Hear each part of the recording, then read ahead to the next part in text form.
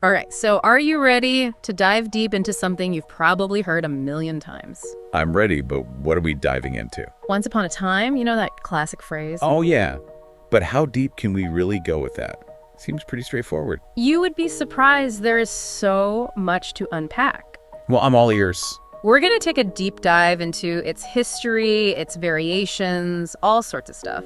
Well, what are we basing all this on? That Wikipedia excerpt you sent, you know, the one on Once Upon a Time? Ah, got it. I mean, it really shows how powerful storytelling is, huh? Yeah, definitely. It's kind of amazing how much depth there is to, something so simple. Yeah, for sure. So we all know it from, like, fairy tales and stuff, right? Right. But Once Upon a Time is way older than you might think. Did you know the Wikipedia article says it's been around since at least the 1380s? Wow, that's a long time. Yeah, in English storytelling, I mean. Wow. Think about how different those stories must have been from what we know today. I know, right? And get this, back then, it was often paired with happily until their deaths. Wow. Instead of, happily ever after. Oh, that's interesting. A little bit more realistic, I guess you could say. Right. Even in fantasy, people knew things had to end at some point. I suppose so. What really struck me, though, is how Once Upon a Time isn't just an English thing. Like, it's a really common thing across a lot of languages. Oh, yeah. It really highlights that storytelling is kind of a universal thing, huh? Totally. So the Wikipedia article has a bunch of examples from different languages. It does, yeah. What are some of the most interesting ones that stood out to you? Okay, so the Turkish one is pretty wild. I think it starts something like, once there was and once there wasn't, right? Oh, yeah. And then, in the long distant days of yore, when haystacks winnowed sieves. Wait, hold on. Haystacks what? Haystacks winnowed sieves, it just gets crazier from there. Oh, okay. Like, they talk about genies playing games and fleas as barbers, and there's even something about, like, a baby grandmother. A baby grandmother? That's just confusing. Right. Our fairy tales are definitely tame compared to that. Absolutely. It just goes to show how each culture has its own way of setting the stage for a story, Yeah. Okay, so then there's the Bengali ending, which is totally different. Okay, tell me more about that one. It goes something like, my story ends, and the spinach is eaten by the goat. Spinach goats. What's that all about? So apparently, in Bengali culture, that symbolizes something ending, like irreversibly. So it's like their version of the end. Exactly. Just a little more poetic, don't you think? Yeah, much more creative. And then you have the Icelandic ending, which is just quirky. Oh, I want to hear that one. It's a cat in the bog put up his tail, and there ends the fairy tale. Hold on, a cat in a bog, what does that even mean? Nobody knows for sure, but it's definitely a memorable way to wrap things up. And then you have something like Pashto, which is incredibly straightforward. Really? Yeah, they just say bass, just like that. Bass. What's bass? It means the end. So it's like the opposite of the Turkish opening. Exactly. Short, sweet, and to the point.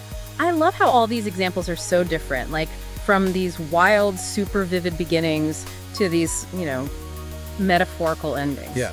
It's all about signaling that shift from the real world to the world of the story. Kind of like a universal language of storytelling, wouldn't you say? It definitely is, yeah. So we've got all these different examples, but I feel like there's a common thread, like they're all achieving the same thing, right? Totally. Whether it's through vivid imagery, like in Turkish, or a simple phrase like in Pashto, it all boils down to this. Humans have this need to signal they're entering the story world.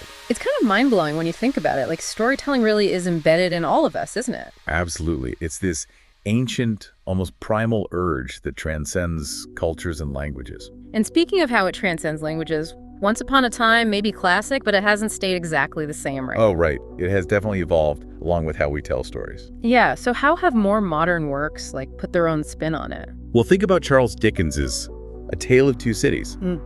He doesn't start with Once Upon a Time, does he? No, how does he start it? It was the best of times, it was the worst of times. Oh, right. And it just pulls you right in, to that world he's created. Yeah, it sets the stage for, like, this whole story filled with contrasts and stuff. So it might not be Once Upon a Time, but it kind of does the same thing, right? Exactly. It signals that shift in perspective, that invitation to enter a different reality. And then there's Star Wars, which takes us to a galaxy far, far away. A long time ago, in a galaxy far, far away. Just those words alone evoke so much, right? Yeah, I know. Spaceships, distant planets. It's like you're instantly transported. So powerful, huh? Absolutely. And then you have a more playful take on it, like in Scott Pilgrim versus the World. Oh, yeah. How does that one go? Not so long ago, in the mysterious land of Toronto, Canada. Toronto. Mysterious. I guess anything can be mysterious if you put it that way. Exactly. It's all about how you frame it, how you invite the audience into your story. And all these examples show that even when writers move away from that traditional once upon a time, they're still trying to do the same thing, right? It's that. Tap into that primal desire in all of us. Like they want us to suspend our disbelief and just enter that world they've created. Yeah, I get it. So it's not just about the words themselves, it's about what they represent. Right. Like they're giving us permission to believe in the impossible, even if it's just for the length of the story. It's like a key that unlocks our imagination. That's a great way to put it. It's like a signal that tells our brains, okay, we're entering a different reality now. Rules might be different here. Exactly. But what do you think makes Once Upon a Time so effective at achieving this? Like, why does it work so well on us? That's a good question. I mean, even as adults, it still gets to us. Why? Well, for me, there's definitely this element of nostalgia. Like, it takes me back to my childhood. You know, being read bedtime stories and all that, when anything felt possible. Yeah, like the world was full of magic. Exactly. And I think Once Upon a Time taps into that. You know, that childlike sense of wonder and possibility. Yeah, it allows us to escape the limitations of, like, the everyday world for a little bit. Absolutely. But it's not just about escaping, is it? What else is it about? I think it's also about entering a space where we can safely explore things, like different ideas, emotions, perspectives even, things that we might not be ready to face directly in our own lives. That's a really interesting point. Right, like think about it, fairy tales, with all their magic and fantastical creatures, they often deal with pretty heavy stuff. Yeah, you're right. Loss, fear, betrayal, love, all that. Exactly. And Once Upon a Time gives us this safe distance to process those themes.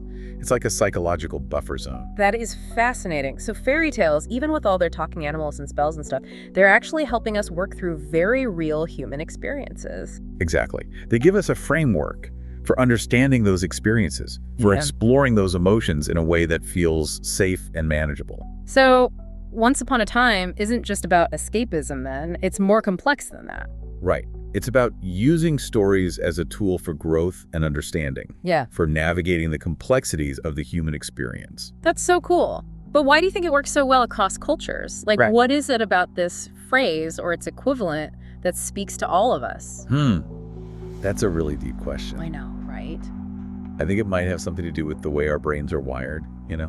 What do you mean? Like we're predisposed to be drawn into stories, to find meaning and connection through narrative. It's almost like a biological imperative. Whoa, so Once Upon a Time, in all its different forms, is a universal key, and it unlocks our brain's natural capacity for storytelling. That's what I'm thinking. It's like we're all wired for it, and this phrase just activates that wiring. It's incredible when you think about it, and it makes me wonder, what exactly happens in our brains when we hear those words? Yeah, what's going on up there? It's like, what kind of neurological magic is at play? I wish we had a neuroscientist here to explain it all. But I have a feeling it involves a lot of different things. Yeah. Language processing, emotional response, memory activation. And probably a little bit of that childlike wonder we were talking about. Oh, definitely. It's like a whole symphony of brain activity, all triggered by this simple phrase. And that phrase has been around for centuries, right? Right. It's like echoing through time and shaping cultures. Absolutely. It's not just about individual stories. It's about this much larger cultural impact that Once Upon a Time has. I think it's time we started talking about that, right? Yeah, let's dive into how Once Upon a Time shapes cultures and influences the way we see the world. It really is amazing how Once Upon a Time can be like this window into a culture, isn't it? It's true, like what their values are, their beliefs. Right. It's all reflected in those stories. Yeah. Like think about classic fairy tales. Yeah. Right? They often reflect the norms of the society where they came from. Oh, totally, like when they were written. Exactly. It's like a snapshot of their world frozen in time. Yeah, and you know, a lot of those classic fairy tales have those damsels in distress Oh, yeah. just waiting for a prince to save them. Not exactly, you know, sending the best message. No, not really. Like about female empowerment or anything. Definitely not. But it does reflect the the power structures, back then. Yeah, like how society was set up. Yeah, patriarchal structures where men held most of the power. Right. But the good news is that things are changing now. Definitely. Like we're seeing more and more stories where women, are the heroes. Oh, absolutely. Strong female leads, diverse characters. It's so refreshing. Yeah, and they're challenging those old, stereotypes. Right. It's like stories are evolving along with society. Yeah, it's like a reflection of the cultural shifts that are happening all around us. Totally. And stories don't just reflect those shifts, they influence them too, don't you think? Yeah, I think so. It's like this back and forth, Right, a feedback loop where stories both mirror and shape the world around us. It's fascinating. So we've talked about social norms, but what about history itself? Like, how does Once Upon a Time connect to our understanding of history? Oh, that's a great question. It makes you think, what do you think?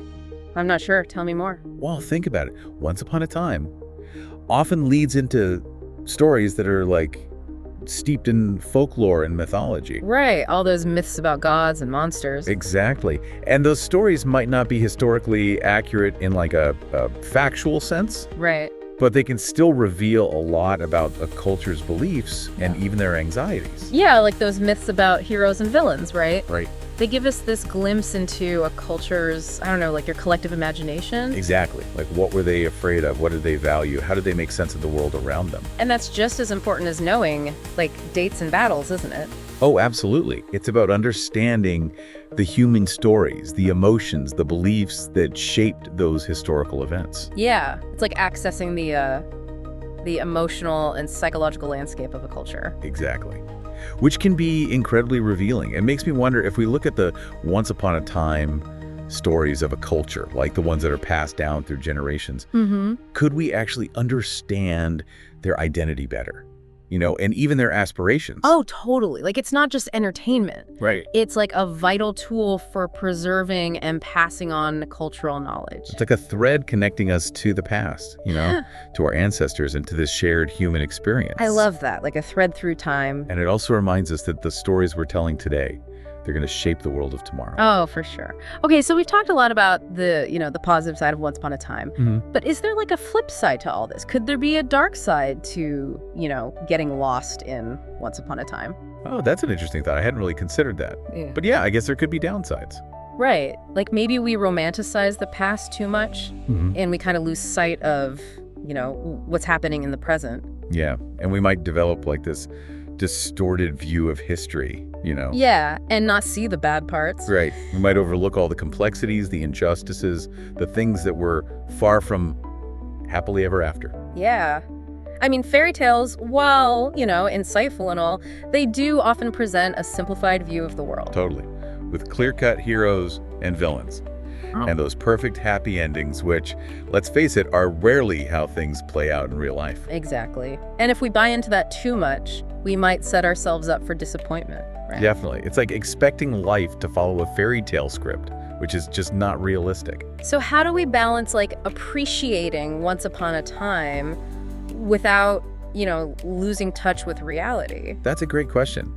I think it's about engaging with stories critically, recognizing their strengths, but also their limitations. Right.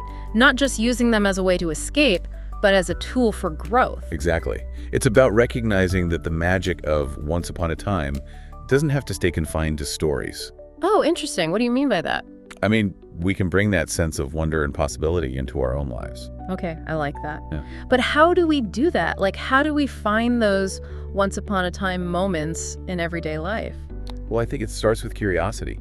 Seeking out new experiences, approaching the world with a sense of adventure. Yeah. It's about finding those moments that, spark our imaginations. Moments that remind us that there's still magic out there. I love that. It's like we're the heroes of our own stories, and we're writing a new chapter every day. Exactly. And who knows, maybe those chapters will be filled with a little bit of magic too. Speaking of magic, there's another layer to Once Upon a Time that I think is worth exploring. Oh, laid it on me. It's a little more philosophical, but it's about the idea that Once Upon a Time isn't just about transporting us to another time and place. It's also about transporting us to a different state of mind. Okay, I'm intrigued. Tell me more. Think about what happens when you hear those words, once upon a time. Like your brain shifts gears, right? Yeah, I guess so. You become more open to the story, more willing to just accept what's happening. Yeah, it's like I'm more willing to just go along for the ride. Exactly. It's like this mental trigger that activates a different way of processing information. Yeah, it's like a different part of my brain turns on, the part that connects with stories on like a deeper level. Exactly. And maybe that's why we're so drawn to stories in the first place. Yeah. It's not just the words, the way they activate this specific neural pathway in our brains, one that's wired for storytelling and for making meaning out of the world. Whoa, so it's like we're tapping into something ancient, something that's been part of us for like thousands of years. That's what I'm thinking. Like it's this evolutionary adaptation that helped our ancestors survive and thrive. It's incredible. And it makes me wonder, could this explain why Once Upon a Time, or its equivalent, is so common across so many different cultures? It's definitely possible. It suggests that we're all hardwired for storytelling, and that this phrase, or its variations, acts as this universal key that unlocks that ability. That is mind-blowing. So then what happens in our brains when we hear those words? Like, what are the actual, neurological processes? That's a question for the neuroscientists. Right. But I imagine it's a whole symphony of neural activity, Yeah. with different regions lighting up as we process language, emotions, memories, imagination. Wow. It's like our whole brain is engaged. Exactly. And it all starts with those 4 simple words: once upon a time. So we've talked about how Once Upon a Time can transport us to different times, places, and even states of mind. But what about its relationship to truth? Truth, huh? Yeah, that's an important question. Right, because a lot of these stories, they're fictional, right? Mm-hmm. So where does truth fit into all of this? Well, I think that's actually what makes storytelling so powerful. Mm-hmm. Because even in fiction, even in the most fantastical tales, there's often this kernel of truth hidden within it. A little seed of truth. Exactly. Uh-huh. It's a reflection of the human experience, our emotions, our struggles, our aspirations. Yeah, that makes sense. Like, think about all those fairy tales where characters face challenges, right? They have to make these tough choices, and they learn valuable lessons along the way. Exactly. And those themes resonate with us because they reflect universal truths about life. Right. Like, even though there's magic and stuff, the underlying message is something we can all relate to. Totally. And those truths, they can be more powerful because they're presented in a way that kind of bypasses our defenses. Oh, what do you mean? Like, we're more open to receiving those messages when they're wrapped up in a story. Yeah, like I'm more willing to listen when it's part of a Once Upon a Time. Exactly. It's like we lower our guard and allow ourselves to be transported to this world where we can explore these truths without feeling threatened or judged.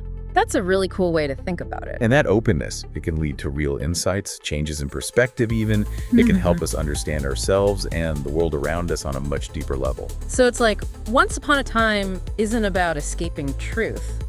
Right. It's not about escaping. It's more about finding a different way to get there. Yeah, I think that's a great way to put it. It's like taking a more roundabout path. A path that maybe uses like metaphors and symbols. Exactly. It's about using those tools to illuminate truths that might be hard to understand in a more, straightforward way. Yeah, like if you just try to explain it logically or something, like those myths and legends we were talking about, they might not be like historically accurate, but they still tell us something true about, human nature. Oh, absolutely. They reveal these timeless truths about how we relate to each other, how we interact with the world. And those truths have been passed down like through generations. Exactly. They become part of a culture's DNA, shaping their worldview and even influencing how people think and behave. Wow, it's amazing to think about the impact of those stories, like how these once upon a time moments can echo through time. It really is. And they're still shaping us today. I think it shows how storytelling is more than just entertainment, Yeah, definitely. It's really a fundamental part of what makes us human. It's how we understand the world, how we connect with each other. Exactly. It's how we share knowledge and wisdom. And once upon a time, in all its different forms, it's like an invitation. An invitation to what? To this whole world of storytelling. Yeah, I get it. Like, Yeah. it's a signal that we're entering a space where anything is possible. Exactly. Where imagination is key. And where we can find truth in all these unexpected places. That's it. So as we're wrapping up this deep dive, I think that's a really important thing to remember. What's that? That once upon a time, it's not just a phrase, right? It's a reminder that stories, They have this power. They can shape our minds, our hearts, even the world around us. That's so true. So to everyone listening, the next time you hear Once Upon a Time, take a moment to really appreciate it. Let it transport you. Let it challenge you. Yeah. And let it inspire you to find those once upon a time moments in your own life. Because those moments, no matter how small they seem, they can spark your imagination. Right. They can deepen your understanding of the world. Yeah. And they can even connect you to this vast tapestry of human experience. That's beautifully said. Well, thanks for joining us on this deep dive into Once Upon a Time. We hope you enjoyed exploring it with us. And until next time, happy storytelling.